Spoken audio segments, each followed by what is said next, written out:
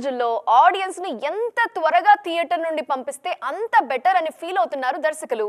అందుకే కుదిరితే 2 గంటలు లేదంటే 2.5 గంటల్లోపే సినిమాలు తీస్తున్నారు. కానీ ఇప్పటికీ కొందరు దర్శకులు మాత్రం 3 గంటల బొమ్మ చూపిస్తున్నారు. తాజాగా మరో సినిమా సైతం ఏకంగా 3 గంటల 4 నిమిషాల నిడివితో వచ్చేస్తోంది. ఈ రోజుల్లో 2 గంటల సినిమా చూడటమే గగనంగా మారిపోయింది. అలాంటిది 3 గంటల సినిమా అంటే మాటలు కాదు. కానీ కంటెంట్ కరెక్ట్ గా ఉంటే ఎంతసేపైనా చూస్తారని చెప్పడానికి కల్కి, యానిమల్ లాంటి హిట్ సినిమాలే కారణం. బాక్సాఫీస్ బెండ్ తెస్తున్న కల్కి రన్ టైం 3 గంటలు. అలాగే యానిమల్ సినిమా కూడా 3 గంటల పైనే ఉంటుంది. కంటెంట్ తో ఆడియన్స్ ని కూర్చోబెట్టగలిగితే రన్ టైం అసలు మ్యాటరే కాదంటూ దర్శక నిర్మాతలు ప్రూవ్ చేస్తున్నారు. తాజాగా శంకర్ కూడా ఇదే చేస్తున్నారు. ఈయన తెరకెక్కిస్తున్న భారతీయుడు 2 జూలై 12న విడుదల కాబోతోంది. ఈ సినిమా సెన్సార్ పూర్తయింది. ఏకంగా 3 గంటల 4 నిమిషాల రన్ టైంతో వస్తున్నాడు భారతీయుడు. 1996లో వచ్చిన భారతీయుడు సినిమాకి సీక్వెల్ ఇది. అప్పట్లో ఆ సినిమా కూడా 3 గంటల 5 నిమిషాల నిడివితో వచ్చింది. లంచం నేపథ్యంలో శంకర్ తెరకెక్కించిన ఈ సినిమా ఇప్పుడు చూసినా కొత్తగానే ఉంటుంది. సీక్వెల్ కూడా 3 గంటలకు పైగానే ఉంది. ఎక్కడా బోర్ కొట్టకుండా వన్స్ మోర్ అనేలాగా ఈ సినిమా ఉంటుందని హామీ ఇస్తున్నారు శంకర్. 300 కోట్లతో భారతీయుడు 2 సినిమాను తెరకెక్కిస్తున్నారు శంకర్. దీనికి పార్ట్ 3 కూడా ఉంది. నిజానికి భారతీయుడు 3 కథ నచ్చి 2 చేస్తానన్నారంటే కమల్ హాసన్. అయితే ఎన్ని కబుర్లు చెప్పినా కట్టిపడేసే స్క్రీన్ ప్లే ఉంటే గానీ భారతీయుడు 2 బయటపడటం కష్టమే. ఎందుకంటే 3 గంటల సినిమాతో మెప్పించడం అంత ఈజీ కాదు. మరి దీన్ని శంకర్ ఎలా బ్యాలెన్స్ చేస్తారో చూడాలి. హీరో అవ్వాలంటే అందంగా ఉండాలి, 6 అడుగులుండాలి అనే కొలమానాలతో పని లేదు. టాలెంట్ ఉంటే చాలు అని నిరూపించారు. తాజాగా మరో నటుడు కూడా ఇదే చేసి చూపిస్తున్నారు. నిజానికి అతన్ని చూసినప్పుడు ఇతడే హీరో, డబ్బులు పెట్టుకుని ఈయన్ని చూడ్డానికి వస్తారా అనే కామెంట్స్ వినిపిస్తుంటాయి. కానీ ఇప్పుడు అతడే మినిమం గ్యారంటీ హీరో అయిపోయారు. యూట్యూబ్ లో షార్ట్ ఫిల్మ్స్ చేసుకునే స్థాయి నుంచి ఇండస్ట్రీలో నిర్మాతలు నమ్మే మినిమం గ్యారంటీ హీరోగా ఎదగడం అంటే చిన్న విషయం కాదు. దాన్ని చేసి చూపిస్తున్నారు సుహాస్. కమెడియన్ నుంచి క్యారెక్టర్ ఆర్టిస్ట్ గా మారి ఇప్పుడు హీరోగా వరుస సినిమాలు చేస్తున్నారు. ఈ మధ్యే అంబాజీపేట మ్యారేజ్ బ్యాండ్ తో ఓకే అనిపించిన సుహాస్ తాజాగా మరో సినిమాతో వస్తున్నారు. మామూలుగా కమెడియన్ ఎవరైనా హీరోగా మారితే అతని నుంచి కామెడీ సినిమానే ఊహిస్తాం. కానీ సుహాస్ అలా కాదు. కలర్ ఫోటో నుంచే విభిన్నంగా ప్రయత్నాలు చేస్తున్నారు. కామెడీ కంటే ఎమోషన్ కే ఎక్కువ ఇంపార్టెన్స్ ఇస్తూ కథలు ఎంచుకుంటున్నారు. ఈ మధ్యే ఓ భామ అయ్యో రామా అనే కలర్ఫుల్ లవ్ స్టోరీకి సైన్ చేశారు సుహాస్. రామ్ గోదాల ఈ సినిమాకు డైరెక్టర్. విఆర్స్ చిత్రలహరి టాకీస్ బ్యానర్ పై హరీష్ నల్లా, ప్రదీప్ సంయుక్తంగా సుహాస్ సినిమాను నిర్మిస్తున్నారు. ఇప్పటికే రెగ్యులర్ షూటింగ్ కూడా మొదలైంది.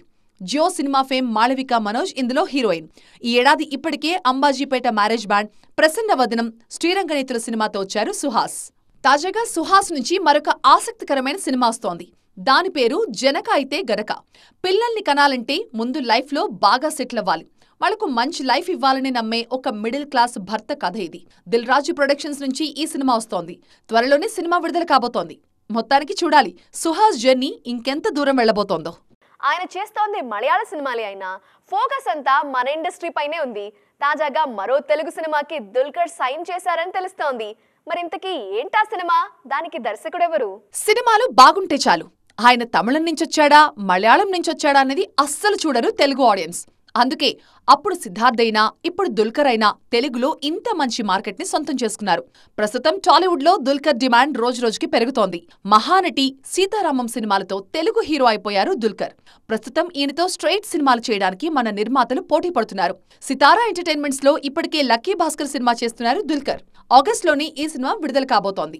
మీనాక్షి చౌదరి హీరోయిన్ గా నటిస్తున్న ఈ సినిమాకు వెంకీ అట్లూరి డైరెక్టర్. ఒకప్పుడు ఏడాదికి 3-4 సినిమాలు చేసిన దుల్కర్ ఇప్పుడు మాత్రం స్పీడ్ తగ్గించేశారు. కేవలం ఏడాదికి 1 సినిమా మాత్రమే చేస్తున్నారు. పైగా ఈయన ఫోకస్ అంతా ఇప్పుడు తెలుగు ఇండస్ట్రీ పైనే ఉంది. లక్కీ భాస్కర్ మినహా మరే సినిమాకి సైన్ చేయలేదు దుల్కర్. సెల్వమణి సెల్వరాజ్ అనే దర్శకుడితో మాత్రం కథా చర్చలు జరుగుతున్నాయి.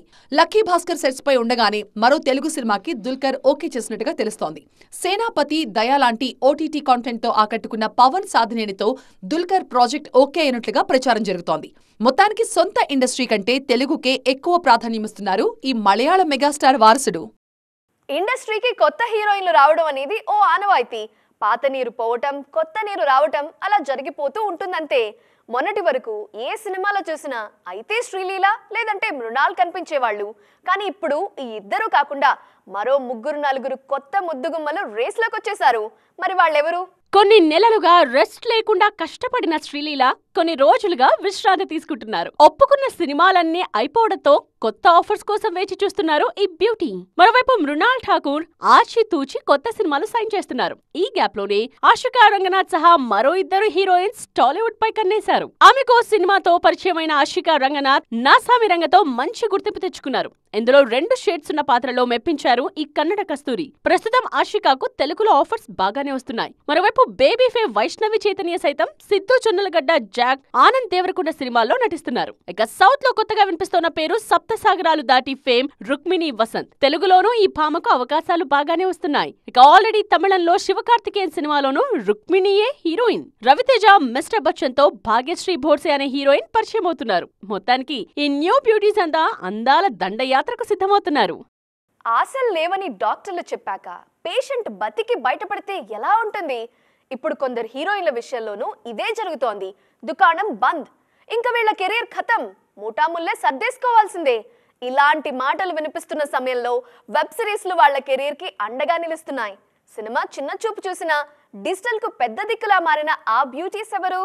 ఒకప్పుడు సినిమాల్లో అవకాశాలు రాకపోతే ఆ హీరోయిన్ల కెరియర్ కు ఎండ్ కార్డ్ పడ్డట్లే. కానీ ఇప్పుడలా కాదు. సినిమాలు లేకపోయినా వాటిని మించిన వెబ్ సిరీస్లు వాళ్ళ కెరియర్స్ ని ఆదుకుంటున్నాయి. వెండితెరపై కాకపోయినా బుల్లితెరపై తమ ప్రతాపం చూపిస్తున్నారు.